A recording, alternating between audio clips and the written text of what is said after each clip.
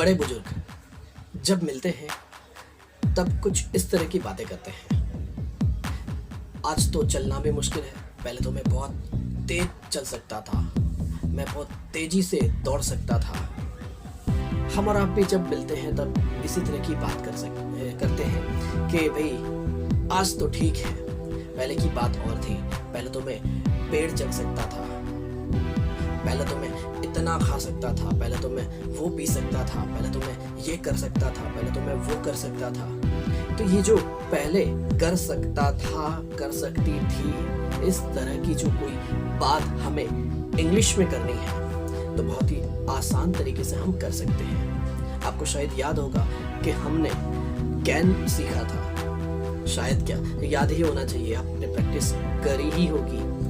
अगर आपने प्रैक्टिस अभी भी नहीं की तो अब भी पहले कर लेना, वो चीज़ पहले सीख लेना, फिर इसके बाद ही ये चीज़ सीखने के लिए आना। क्योंकि कभी भी कुछ भी आप सीखते हो तो पहले एक चीज़ सीख लेना जरूरी है। थोड़ा ये थोड़ा वो ऐसा नहीं चलता दोस्तों। एक चीज़ कंप्लीट पूरी सीख लेना, उसके बाद ही दूसरी चीज़ को सीखना शुरू करना। यही नियम रखना लाइफ में, आप जो कुछ भी सीखने वाले हो या सीख रहे हो। तो दोस्तों बात कर रहे हैं कुड की।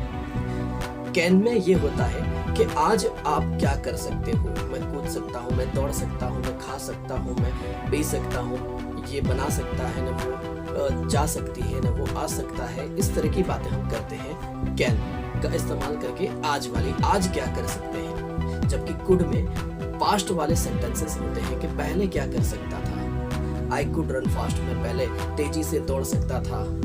वी कुड जंप, हम कूद सकते थे। You could come here, तुम यहाँ आ सकते थे। They could cook, वो खाना बना सकते थे। He could dance, वो नाच सकता था। She could sing, वो गा सकती थी। तो इस तरह के अगर सेंटेंसेस आपको सीखने हैं तो बस तरीका वही। पहले तो फॉर्मूला ध्यान में रखो, S plus could plus verb plus O यानी कि ऑब्जेक्ट, यानी सब्जेक्ट लगाओ, could लगाओ, वर्ब लगाओ, फिर ऑब्जेक्ट, बन जाएंगे आसानी से सेंटेंसेस। नेगेटिव करना भी आसान ही है, मैंने आपको बताया ही है कि तीसरे नंबर पे नॉट लग जाएगा। I could not, we could not, तीसरे नंबर पे नॉट लगेगा। कुड नॉट, या फिर आप शॉर्ट फॉर्म में बोल सकते हो कुडंट। ही कुडंट कम, वो नहीं आ सकते थे। शी कुडंट जंप, वो नहीं कूद सकती थी। तो शुरू कर दीजिए प्रैक्टिस।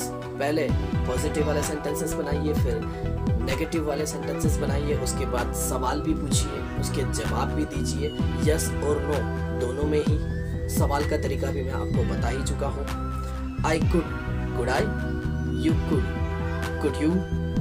इस सीक्वेंस में आप पहले बना लीजिए, फिर सेंटेंसेस को धीरे धीरे थोड़ा थोड़ा करके लंबा करते जाइए और उसके बाद में आप सवाल बनाइए। कुड यू डू दिस, क्या आप ये कर सकते थे। कुड यू जंप, क्या आप कूद सकते थे। इस तरह के सवाल बनाइए, फिर जवाब भी दीजिए। यस आई कुड जंप, हाँ मैं कूद सकता था। यस आई कुड कुक, हाँ मैं खाना बना सकता था। तो शुरू कर दीजिए प्रैक्टिस। इस तरीके की प्रैक्टिस को डायरेक्ट मेथड बोलते हैं दोस्तों। ये डायरेक्ट मेथड के अंदर आप जितना भी ज्यादा बोलोगे, जितनी भी बोल की प्रैक्टिस करोगे, आपकी जबान सेट हो जाएगी। मान लो कि आप ड्राइविंग सीख रहे हो तो जितना आप राउंड लगाओगे उतना आपको ड्राइविंग का मजा भी मिलेगा और ड्राइविंग आपको आती भी जाएगी। ड्राइविंग आपकी एकदम पक्की हो जाएगी। इंग्लिश का भी ऐसा है, किसी भी लैंग्वेज का ऐसा ही है। जितना आप बोलोगे जबान उतनी ही सेट होगी, और एक बार जबान सेट हो गई उसके बाद में लिखना, पढ़ना, समझना, समझाना सब कुछ आ ही जाता है दोस्तों। तो शुरू कर दीजिए प्रैक्टिस।